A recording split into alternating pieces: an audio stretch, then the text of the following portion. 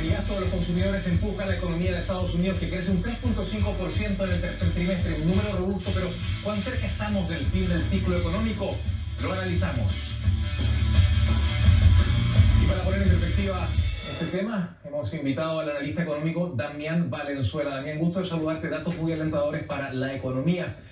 No hay indicios de que el consumo baje, sino siga al alza, lo cual podría hacer presagiar que este ciclo todavía tiene un trecho más para seguir. ¿Cómo interpretas particularmente los datos que se han revelado en el día de hoy? Te saludo. José Manuel, un placer como siempre saludarte. Bueno, la primera pregunta, y hoy me la hacían bastante, era si esto era resultado de una acción de nuestro presidente Donald Trump, y definitivamente tengo que decir que es así.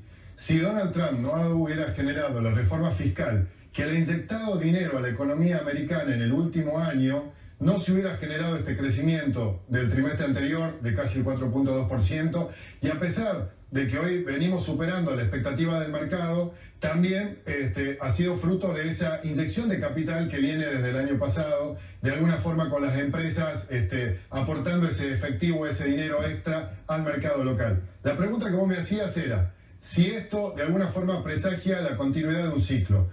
Presagia la continuidad de ese ciclo, pero no en el mediano y largo plazo, porque también tenemos que hablar de la calidad de la receta del Producto Bruto Interno. Veníamos de un cuatrimestre en donde la inversión directa había sido muy positiva, y esto estamos hablando de inversión de calidad, versus un cuatrimestre en donde se sostiene, fruto, como bien lo estás mencionando, de consumo, de gasto público, y en donde la inversión directa ha bajado a casi nada, y esto obviamente presagia un fin de ciclo.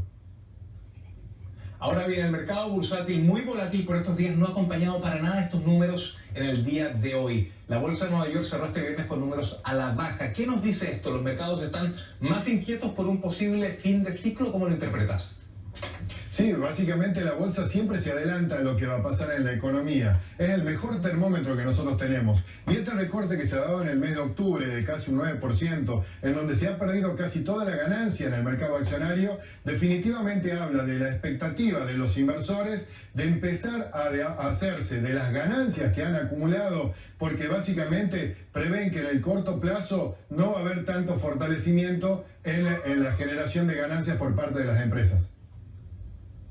Ahora bien, dentro del crecimiento hay algunas variables que lo componen dentro del PIB, me refiero particularmente. ¿Qué variables se han mostrado más débiles? Entiendo que hay una que es el llamado Non-Residential Business, y me gustaría que fueses gráfico y se lo pudieses explicar un poco a la audiencia, y por qué este concepto ha sido importante en el número que hemos tenido hoy, que no haya sido tan parecido al 4.2% del segundo trimestre y se haya reducido un poco a un número bastante bueno, que es un 3.5%, pero obviamente que se distancia respecto al número anterior. Cuéntame.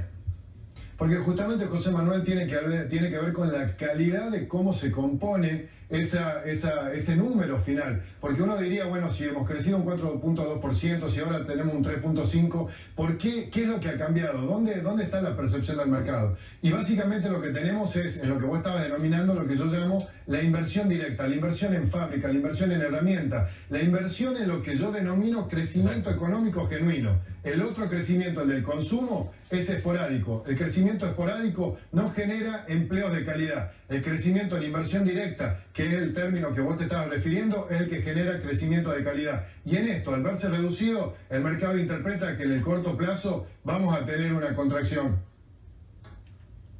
Fue de un solo 0.8% según los datos oficiales informados en el día de hoy. Ahora, a partir de estos números que hemos recibido hoy y del fuerte consumo, ¿podría quizá avisorarse un mínimo rebrote o un pequeño alza en la inflación? Y si esto es así, ¿la Reserva Federal seguirá con su plan de aumentar las tasas para fin de año y para el próximo, como algunos analistas están sugiriendo hoy día?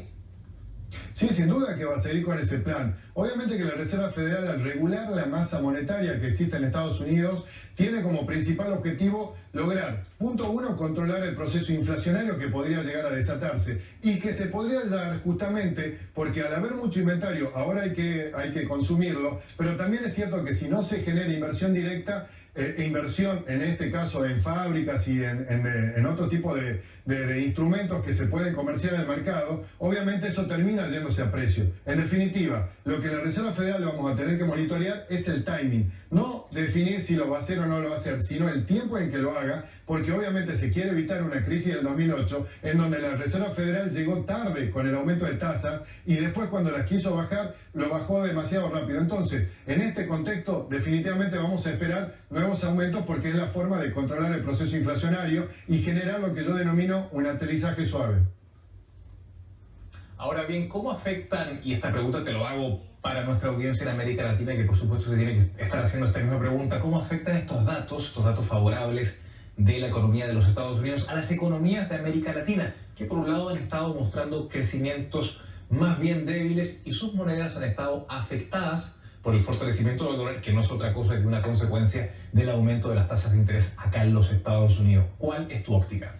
Bueno, y en primera instancia, obviamente, afecta a las monedas porque al fortalecerse el dólar, devalúa las monedas locales. En el mediano y largo plazo esto le va a generar competitividad a las economías de América Latina, pero en el corto plazo genera especulación cambiaria y además el tema de la suba de tasa por parte de la Reserva Federal va a generar que el crédito para las economías latinoamericanas sea más caro. Por consiguiente, va a haber algunos países que están mucho más conflictuados dentro de lo que es su proceso de financiamiento, cuyas economías, quizás la Argentina, por ejemplo, sea una de las más afectadas. En el otro contexto, quien tenga la capacidad de tener un fondo anticíclico, como puede ser el que tiene Chile, quizás menos, pero las economías de los países latinoamericanos, en este contexto, en el corto plazo, se van a ver afectadas a la baja.